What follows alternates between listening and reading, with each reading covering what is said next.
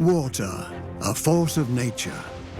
Apocalyptic floods, events etched in the collective memory of humanity. The Great Flood. Is there any truth behind this? The myth of the Great Flood could have been influenced by all sorts of natural phenomena. Explanations echoing age-old fears. The Earth burst, as can be read in countless records worldwide. The Earth burst. The Bible offers hope for a life after the Great Flood. Noah's Ark. God instructs him to save all creatures, 2 of every kind. If Noah existed, it's definitely possible we could find his ark. Scientists want evidence of a wooden ark and a great flood.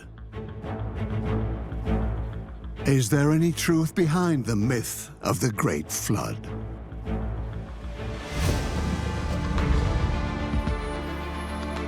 The great myths of mankind. Mysteries passed on over thousands of years. Inexplicable events, places shrouded in legend, and superhuman heroes. Even scientists are fascinated. Is there any truth to these ancient legends? Researchers across the globe are working hard to solve the greatest mysteries of our time.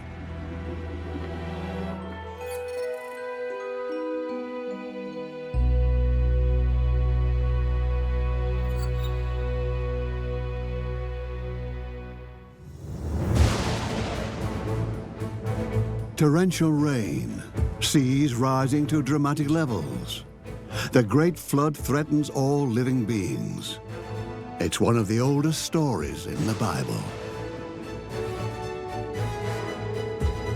The danger posed by water is not imaginary. Storm surges, tsunamis, and extreme precipitation after drought periods wreak havoc. One of the reasons for these events is man-made, global warming.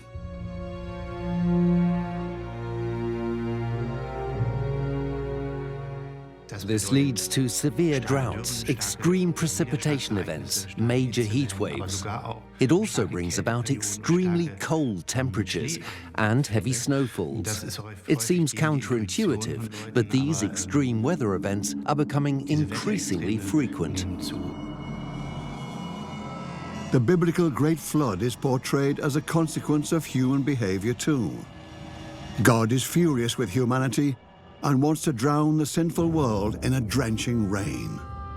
Only Noah and his family are to be saved. God tells them to build a large ship 3 stories high. He orders Noah to bring his family and at least 1 couple of every animal species. It rains for 40 days and 40 nights, until all mountains on the planet have been swallowed up by the flood. The earth remains covered with water for 150 days. Noah's Ark is the only one to defy the apocalypse. He, his family, and the animals survive on their wooden life raft. When the rain eventually stops and water recedes, Noah releases a dove. It returns with an olive branch, a sign of land. God promises Noah he will never ravage earth with a flood again, and sends a rainbow as a symbol of their covenant. Noah, his family, and the animals begin repopulating the planet. At the time of the Great Floods, people must have interpreted them as punishment for some great wrongdoing, simply because of the sheer destruction and the ferocity of the floods. People put a story and myth upon the floods because they did not understand them and could not control them. Many myths come about because of our desire to control what is going on around us, so we endow things such as floods with magical powers. Researchers believe the biblical story of the Great Flood was first documented in the 6th century BC. Did real catastrophes serve as inspiration to the authors? One lead brings us to the Black Sea. The region is believed to have witnessed what might have been the biggest flood in history. Professor Petko Dimitrov has been looking for evidence since the 1980s. His team takes sediment samples off the Bulgarian coast. They're hoping to find proof that the Black Sea used to be much smaller and surrounded by settlements that were flooded in a natural catastrophe. The scientists think they've discovered riverbeds and former coastlines in the sea sediment. Dimitrov gets in touch with a team of US geologists, Bill Ryan and Walter Pittman, who have something similar in mind. Their theory is that the Black Sea once was a freshwater lake. They believe that the end of the last ice age caused the sea levels to rise when all the glaciers melted.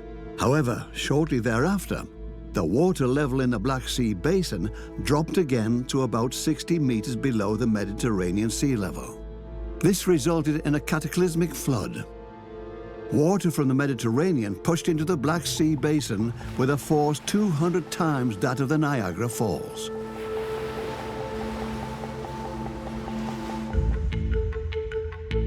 Bulgaria of today, the port of Varna.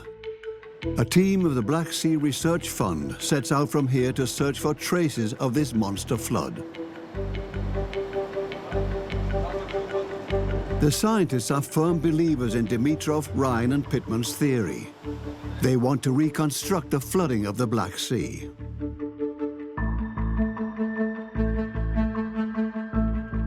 One of the great questions about the flood is when the flood happened. There are various of questions. The three main questions are where the flood happened, when the flood happened, how dramatic the flood was. Konstantin Sterev believes that the Black Sea was once a freshwater lake below the Mediterranean sea level.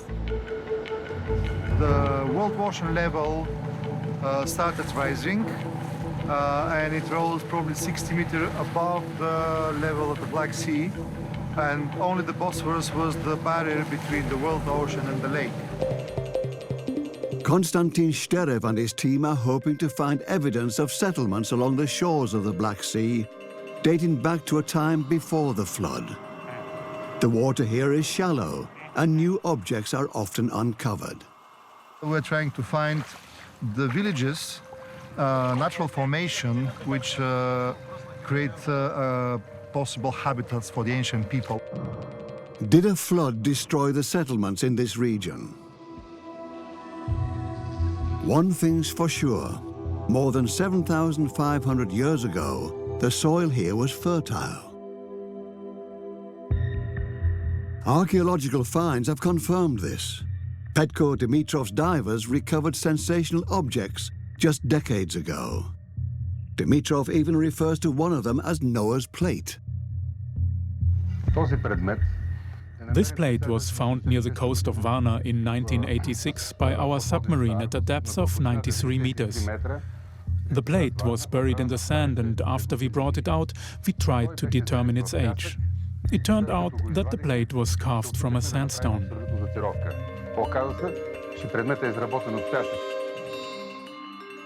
But Noah's village hasn't been found yet. The researchers continue searching the bed of the Black Sea for settlement remains. Each and every rock tells a story. We are looking for stones like this, which is very firm sandstone. That stone doesn't decay and doesn't erode quickly, so it creates natural habitats. And if you find large plates of this stone, sometimes under the water, this means that that could be ancient underwater village. The researchers are hoping to find conclusive evidence of human civilization too. Suddenly, Konstantin Sterev spots something. I think it could be, from what I see, sort of a remains from melting metal process. As you see, there are some cells here, and it's heavy, but not that heavy. So when you melt metal, you know, the slag, the material that remains, which is carbon. See, it's very dark. Could be carbon from the coal with a little bit of leftovers of the metal, but we'll see in a lab. Every finding brings him and his team one step closer to the time before the Great Flood. We're trying to figure out where the settlements are. Then, if we find accidentally an object, we give it to the archaeologists and we say, okay, we found that place. That's the place. That place looks like very, very suitable for a settlement. And we found this. So come here, just make a proper digging and discover the gold treasure of Atlantis or something.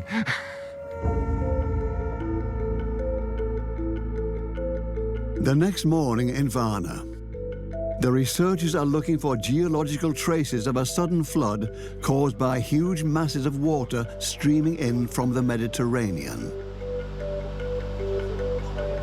In our theory, the 60-meter deviation between the two levels was enough to make the flood really, really dramatic. At the end of the last ice age, roughly 10,000 years ago, the sea levels rose. The levels of the Black Sea, however, lowered again. And that's when the Mediterranean Sea broke through the land bridge at today's Bosporus, according to certain theories. Konstantin Sterev and his team take soil samples from the different layers of sediment. Using a hoist crane, they lower the steel pipe into the water to extract the samples.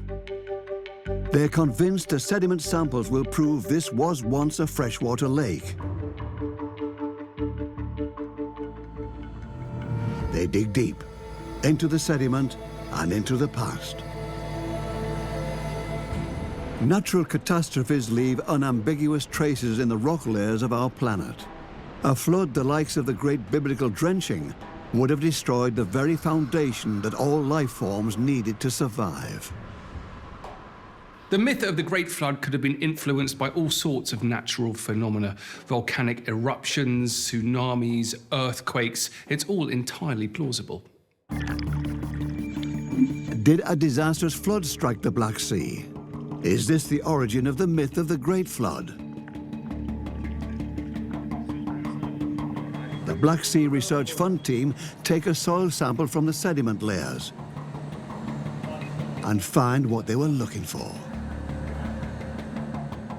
This is all the freshwater sediment, which is light gray. And that part, which is very dark and full of organic matter, is after the flood, when all the living organisms in the ex-freshwater lake died and then just deposited on the bottom. There's a clear line in the sediments separating pre-flood freshwater from post-flood saltwater layers. The researchers date this flood to about 5,600 BC. Could the Black Sea disaster have been the historical event that inspired the biblical Great Flood? The researchers extract samples from the mud. Microorganisms and fossils offer a glimpse into the past. The small samples are sent to the lab to determine the date of the sediments with more precision. But first insights could already be obtained. The transition from fresh to saltwater happened around the 6th millennium BC, a time when people were already building settlements along the Black Sea coast. The end of the Ice Age was their demise. The objective of our research is to define the age and type of these sediments. We are looking at a time frame of somewhere within the last 25,000 years. This natural catastrophe, the flood, happened between the Pleistocene and the Holocene epochs. Our evidence seems to indicate that this event might have been what is commonly referred to as the Great Flood. Before the flood, there were settlers here. Did the stories from the survivors help shape the myth of the Great Flood?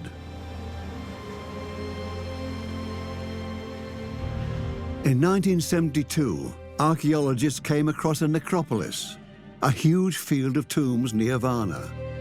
Their finds are sensational. They dig up the largest and oldest amount of handled gold in the world. This gold baffles scientists because it dates back to the 5th millennium BC. They didn't think there were any highly evolved cultures in the region at this time. Does this bear testimony to a civilization that survived the flood? What's the story behind the gold? It has found a new home in the Varna Archaeological Museum. The museum stores over 3,000 gold objects. Only a few people know more about these gold objects than Christos Smolenov. He's studied them for years and has gained impressive insights. Grave number 43, the grave of a high priest, a tribal chief, or even a king. It's loaded with grave treasures made of pure gold. The most remarkable aspect, however, is that the gold was processed with great craftsmanship. Now look how important this is. How strange to find this gold cylinder fitting the inner circle of this biconic bracelet, which has been made in a fantastic way. You cannot see it being welded anywhere. Look, it's a fantastic object. Obviously, in this epoch that we are used to call prehistory, a great civilization had existed. And it was the mother civilization of all European cultures, and also of the great Sumerian culture, and of course of the greater Egyptian one. To Smolenov, the measurements of the gold objects are a testament to this culture's superiority. Each piece was made with great precision, and Smolenov believes that this was more than just jewelry. He proves this theory with a 7,000-year-old gold plate. Smolenov has calculated that the diagonal to edge length ratio of the plate matches the proportions of the Great Pyramid, which was built 2,000 years later. Some of my colleagues, who are pure archaeologists, would rather look at those gold artifacts as jewelry. I'm rather of the opinion that this gold plate is rather the first computer, or a kind of information carrier, which helps model significant proportions, because the thinking and the creativity of those primeval geniuses was based on understanding and usage of proportions. Gold and knowledge about mathematical proportions. Christos Smolenov is convinced of one thing, that there was a civilization along the Black Sea, and it survived the flood. This culture may have served to influence later civilizations, and is still a testimony to the fact that highly developed knowledge existed before our time. People may have spread the flood myth around the whole world, and also in flourishing regions in Mesopotamia.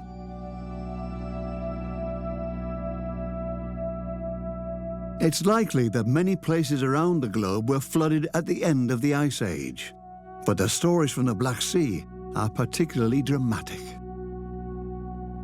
The myth of a great flood, I think, has survived for so long because it would have been such a traumatic experience for so many people. And that kind of experience gets burned in people's memories and passed down from generation to generation, almost as a warning of what might happen. Mesopotamia, the land of the two rivers, between the Euphrates and Tigris, is a perfect place for large settlements. However, floods threaten this region every year. Do these real experiences line up with the mega catastrophe in the Black Sea region? The theory championed for many years is that the flooding of Mesopotamia was linked to the great flooding of their rivers, the Euphrates and the Tigris, and in Egypt to the annual deluge of the Nile. These floods were crucial because they gave people life, but at the same time, they would have been terrifying. And it's very possible that those floods were exaggerated. In the 6th century BC, Babylon was a regional superpower, conquering Judea and forcing the intellectual upper-class Israelites into what's known as the Babylonian exile, where parts of the Old Testament were written. This way, Babylonian stories found their way into the Bible. Berlin, Museum of the Ancient Near East. Curator Juliana Euler watches over the treasures of the oldest civilizations of humanity. The famous Ishtar Gate once was part of the city walls of Babylon.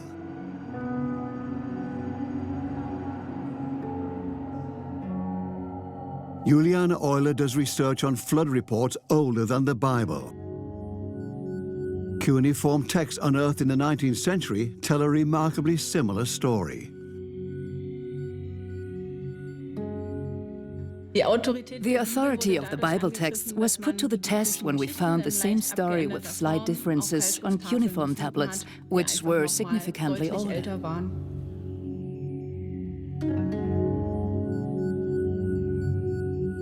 An earlier version of the Great Flood narrative can be found in the Epic of Gilgamesh, which was written 1,000 years before the Bible. The epic tells of King Gilgamesh, who came across the Babylonian Noah, Utnapishtim. Just like Noah, Utnapishtim survived the flood because a god warned him and told him to save his family and all animals.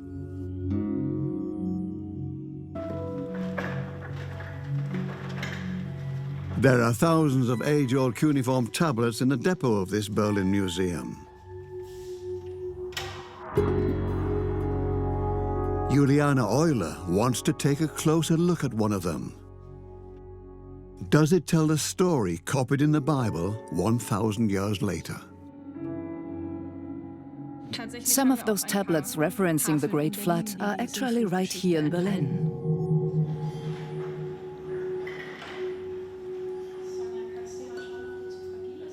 Before the tablet can be examined, a conservator has to check its stability.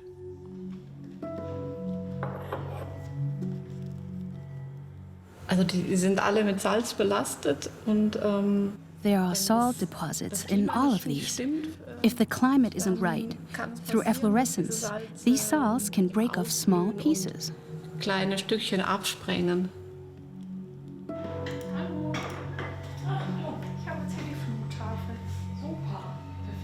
The tablet is digitized using a 3D scanner. Afterwards, the tablet no longer needs to be taken from the depot for further examination.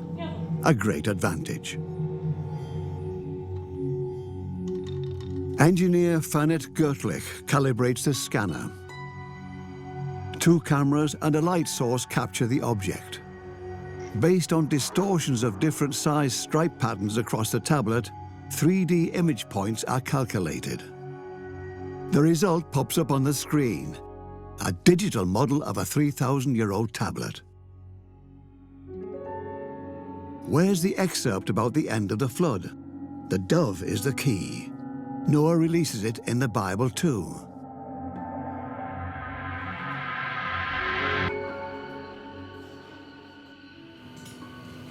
Look, there it is. Do you see it? There's the dove. And there's the determiner for bird, a suffix, Muschen.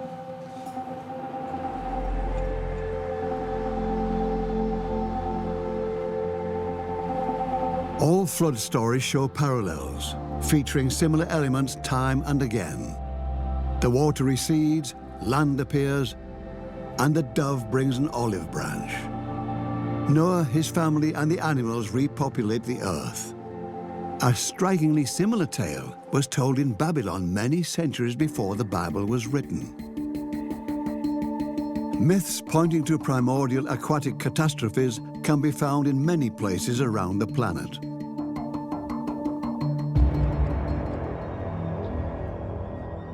The creation story of the Australian Aborigines features a giant flood. It's preceded by an extreme drought which ends when a raging current splashes out of the mouth of a frog, flooding the whole world. In the mythology of India, the fish Matsya asks King Manu to build an ark and to save 7 wise men. The Icelandic saga collection Edda also tells of a global flood. Only the giant Bergelmir and his wife managed to survive in a hollow tree trunk. Do all these stories come from the same flood?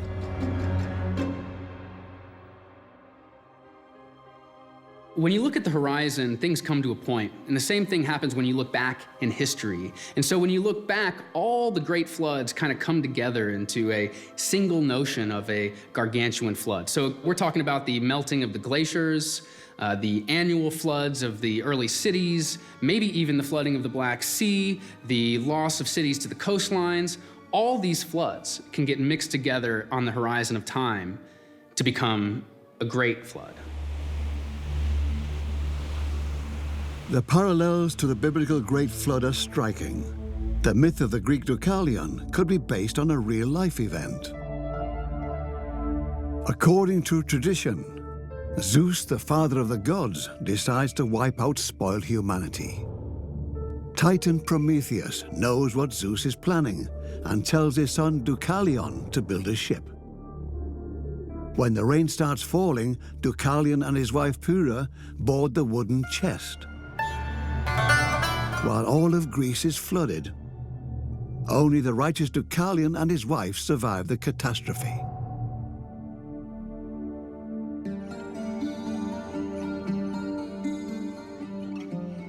The story takes us back to reality, to Santorini, the volcanic island in the Aegean Sea.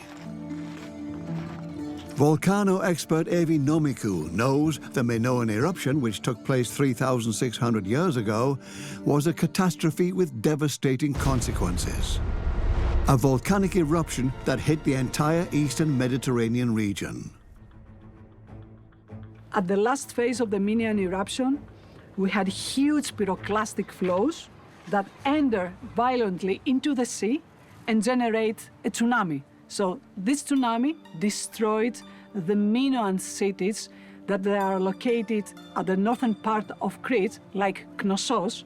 So we can definitely say that the Minoan civilization has started to decline due to the Minoan eruption. Did the demise of the Minoans also fuel the biblical flood myth? There probably is a core of truth to any stories about the Great Flood. Certainly there is evidence from geology and archaeology that great floods did affect different populations at different times. And certainly if you imagine that you're existing during that time and this enormous destructive force hit your village or your town, you would feel the need to explain it, to try and control it, and therefore would have built a story around it. So, as with all myths, there is a grain of truth to the Great Flood. In Hollywood, the Great Flood is a source of endless inspiration. Catastrophes, destruction, doomsday, usually followed by a rescue scene carried out by virtuous heroes. The flood myth, the legend is alive. It also stirs the imagination of countless amateur scientists, like Dieter Bremer. He believes the Great Flood was a real and catastrophic event. The Earth burst, as can be read in countless records worldwide. The Earth burst.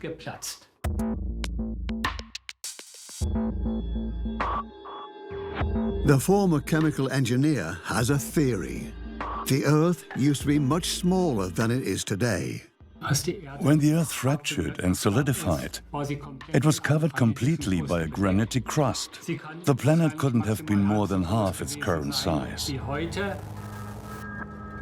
But then a celestial object hit the Earth, piercing through its outer layer. I can't know for sure whether it was an asteroid or a comet, as some other sources suggest. But I do know that a celestial body crashed into the Earth with incredible force, breaking open its crust and allowing the enormous pressure on the inside to escape. The water that was previously in the Earth was pushed out and later fell back on the Earth as the water of the Great Flood.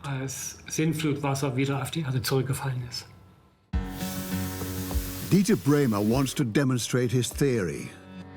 In a first step, he boils water to 100 degrees Celsius. When he removes the pot from the stove, vapor continues to escape for a few seconds. As a second step, the water is heated to 120 degrees Celsius. A pressure cooker represents the Earth, covered by granite and under pressure. Inside the cooker, high pressure builds up and steam takes much longer to escape from the cooker than it would under normal pressure. Could high pressure have been the cause of the Great Flood? According to the Bible, water poured from the skies for 40 days. And we see the reason here. There are huge amounts of water within all the Earth's layers, either dissolved in the magma or in the transition zone between the upper and the lower mantle. And if the lithosphere cracked open and the pressure dropped, the water shot up without any additional heat, like here, because it already was extremely hot. A steam pillar shot up to the sky where it turned into condensed water, which then fell back down towards Earth.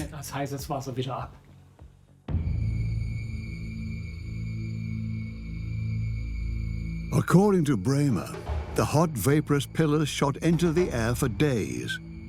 The water released in this process caused the Great Flood. Later, the continents are said to have drifted apart and the oceans were formed.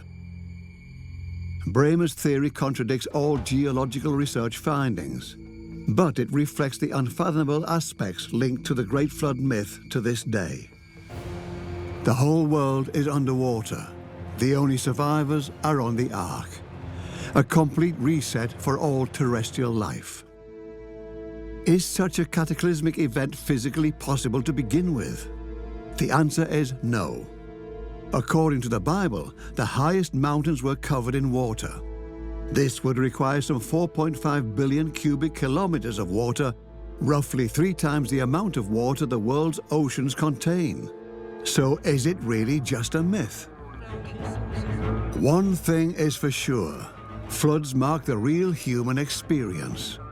To this day, torrential rain, tsunamis, and tornadoes cause dramatic damage. Every year, horrific images make headlines.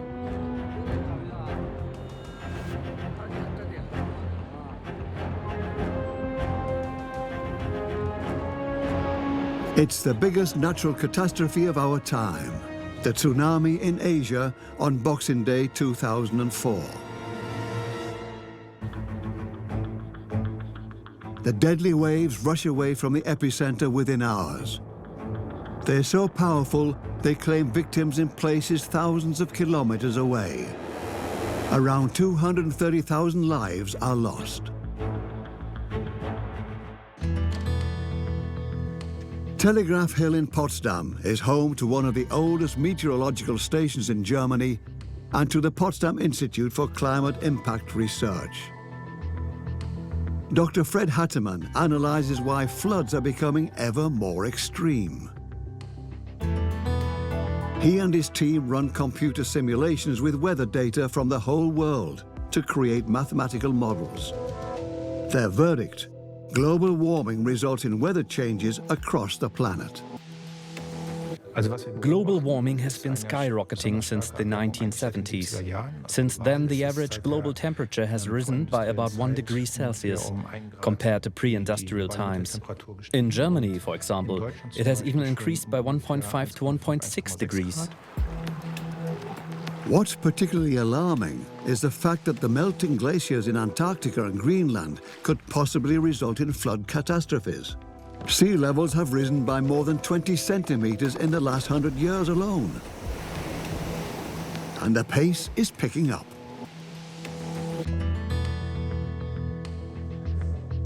Climate scientist Hattemann and physicist Anders Levermann work on models to predict the frequency of extreme weather events.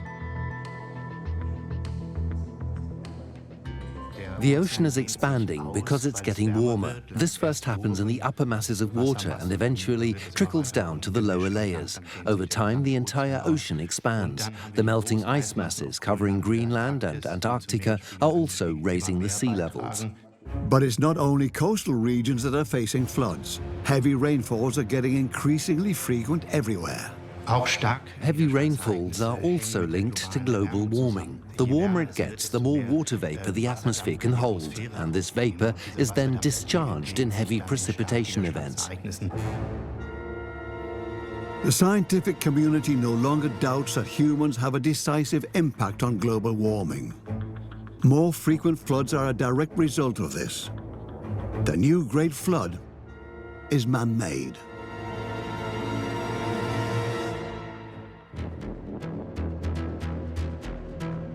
Dutchman Johan Huybers meets this threat with humor and entrepreneurship. He's reconstructed Noah's Ark. His manual, the first book of Moses.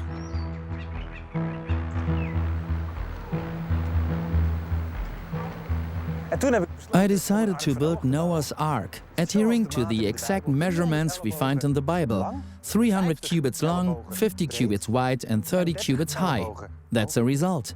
Zie hier het resultaat. Huybers builds factories. He can draw on this experience. I feel deep respect for him. We've been working on this boat for 3 years now. It took Noah 120 years, and he had to saw all his wood himself. We could simply go and buy it at a factory. It's much easier for us to build a ship. Reconstructions of the Ark, like Huybers, serve as biblical theme parks, and they even go on tour. They've made it to the Netherlands, Germany, and England. There's also a wooden ark in Kentucky, USA. It was built by evangelist Christians who believe the story happened exactly as the Bible says.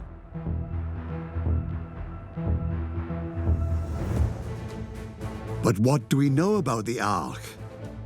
In the Bible, God instructs Noah to build it. But can it float?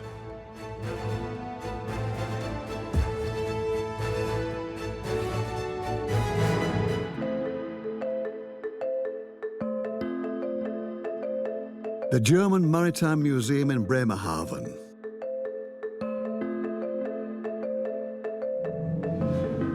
Friedrich Theiss is an expert on ancient ships and wants to know how people envisioned Noah's Ark.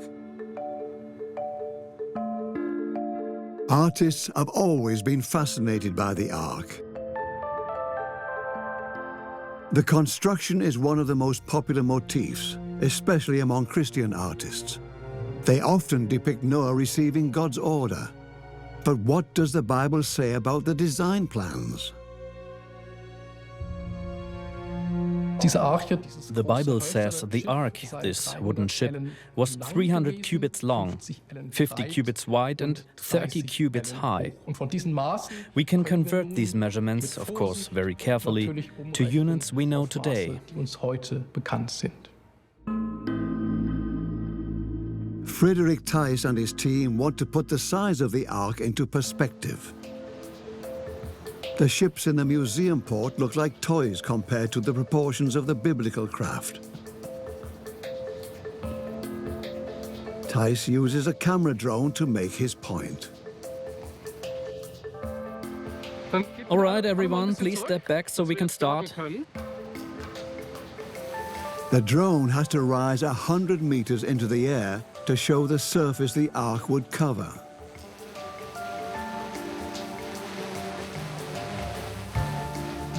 134 meters, that's what the scripture says.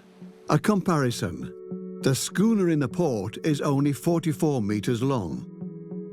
And the most famous ships in the world, the Santa Maria, the flagship of Columbus, was 19 meters long. The Titanic was 269 meters, and the largest modern cruise ship is 361 meters long. Today, however, ships are made of steel, increasing stability and proportions.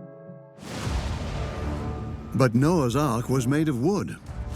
If we believe the Bible, the survival of all terrestrial life depended on its seaworthiness.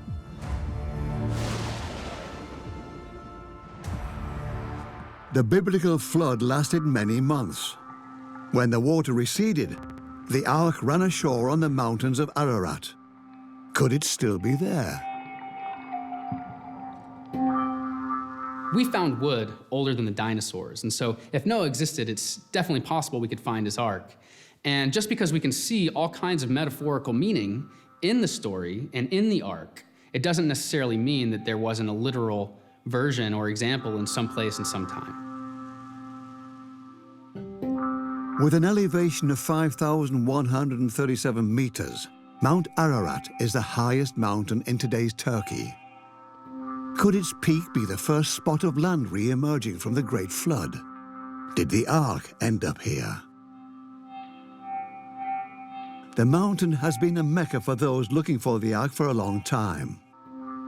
In the summer of 1955, one of them seems to hit the jackpot. Frenchman Ferdinand Navarro finds a piece of wood in an ice crevasse, a plank from Noah's ship. Navarro has his 15 minutes of fame before he's exposed. He brought the plank to the mountain himself. This is classic fake news. Mount Ararat is a key part of the puzzle for those who are trying to find the original Ark. And to suddenly find an ancient piece of timber, well, that's all rather convenient. And as historians, we must be aware of this and must be a little bit skeptical and not take everything at face value. In 1959, another discovery is made. In the midst of the Cold War, US pilot Gregor Schwinghammer is on a mission at the USSR border. As he flies over Mount Ararat, he spots an unusual object. It appeared to be a barge-like structure, a large boxcar type design, and it appeared to be sticking out of a mountain in a kind of a horseshoe depression, and it definitely appeared to be man-made. He's not the only pilot to see structures on the mountain reminding of ships. Could this be Noah's Ark? Has the wood been preserved over thousands of years? Geologists examine the objects and conclude they're all just rocks. No Ark, but rather the result of volcanic activities at Mount Ararat.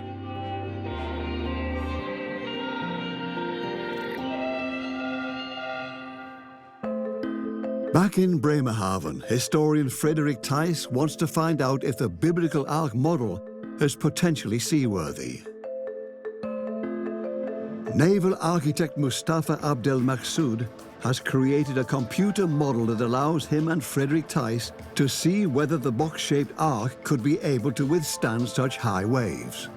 This shape will make sure the ship doesn't sink and is able to withstand comparable water pressure or wave loading for a certain amount of time.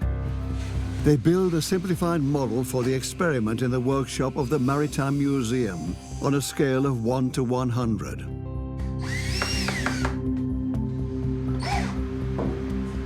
They paint the model with varnish to keep the water out.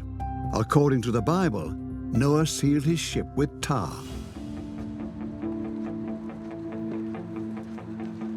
In the water tank, the model will reveal if the details provided in the Old Testament are reliable. Professor Abdel Maksud and his team use simulations that show the properties of ships at sea. We can already see here that the damping is very, very small. I don't know where we are at with the wave period, maybe already in the natural roll period, and then we can see very strong roll motions happening here. Ship construction doesn't revolve around floatability alone. Ships have to be able to defy the forces of nature at all times. Would an ark like Noah's have been able to withstand the waves of a great flood?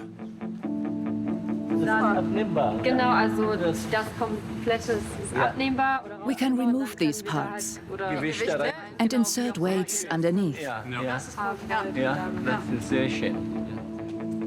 Professor Abdel Maksud examines the shape and structure. The weights simulate a realistic draft.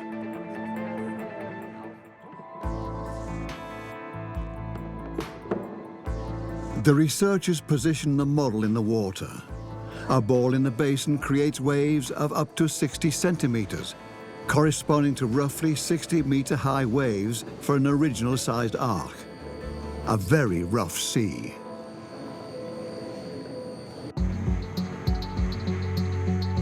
The wave basin is often used for maritime rescue trainings. The staff of oil platforms or offshore wind parks prepare for emergencies here, saving someone from a helicopter that crashed into the water or someone who went overboard at night. The test of the Ark model begins, and indeed, the box shape described in the Bible can float, even as the sea gets rough. It has a very low center of gravity, so it hardly moves and basically doesn't roll at all. It just moves with the long waves and actually remains quite stable. What remains unclear is how a much larger Ark could achieve the required level of stability, but the construction would be seaworthy. What I find surprising is that a ship that's just drifting, with no propulsion and that is exposed to the waves at different angles, actually can handle the swell in the sea quite well. Noah and his Ark. In the Bible, it manages to save all terrestrial creatures from the Great Flood. In modern words, it conserves biodiversity. Preserving nature's wealth. Nowadays, the message behind the myth of the Great Flood is more poignant than ever. The Research Museum Alexander Koenig in Bonn, Germany, is committed to the task of building one of the largest collections of animal specimens. What's more, the basement of the museum is also home to a biobank. This repository will allow future generations of scientists to examine species that have gone extinct. Jonas Astrin looks after an entire world of frozen specimens. The biobank is a collection of frozen samples which we use for molecular analysis. It contains DNA or tissue. These tubes sometimes also hold entire animals if they fit. Our focus is on preserving the samples in a way that allows us to conduct biodiversity studies with them.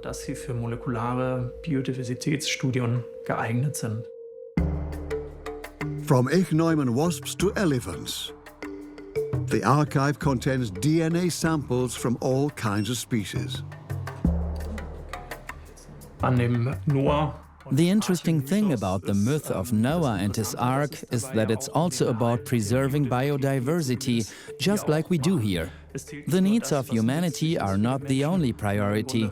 It's actually about conserving parts of nature that have to be preserved. A bird of prey is to be added to the collection. Veterinarian Louisa Fisher takes a tissue sample to grow cell cultures and saves the genetic information for eternity.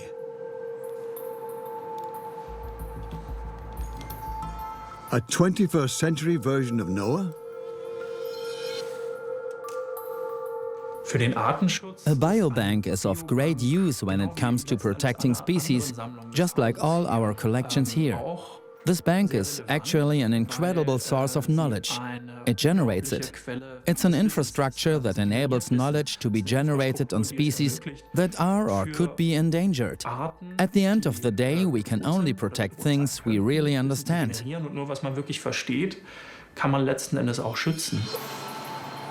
Biologist Ayodele Akintayo needs a sample at the cell lab.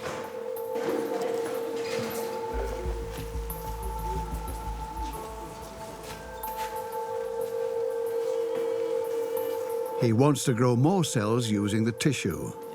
This process takes days. The cells are placed in a nutrient-dense solution. Once in the incubator, they begin to divide. Ayodele Akintayo shows us cells grown from an older sample. New life made in the lab. A part of the grown cells is taken to the DNA lab for further observation. Using molecular biological methods, DNA information can be retrieved from these cell cultures.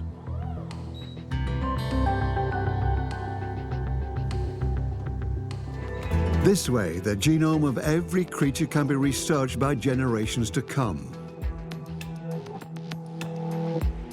At the Koenig Research Museum, the DNA sequences are entered into a database and compared to existing data sets. This process allows scientists to identify the species to which a certain animal belongs. The bird in question was a common buzzard. Basically, the key role for museum is to gather and conserve information about the diversity of life. So basically, it's like having a zoo in a museum. And this is the zoo. Nitrogen at minus 190 degrees Celsius. Cell cultures from the common buzzard are frozen. Its genetic information will be preserved for eternity. By saving the animal kingdom from the Great Flood, Noah essentially becomes the first conservationist in history. He saves all life from death and destruction. A story from the Old Testament that can be interpreted as a mission, today more than ever. The idea of a great flood is entirely plausible. The Earth has changed so much throughout history and continues to change so rapidly that the concept of a huge flood really is very believable. The legend of the Great Flood teaches us that we will never be immune to natural catastrophes.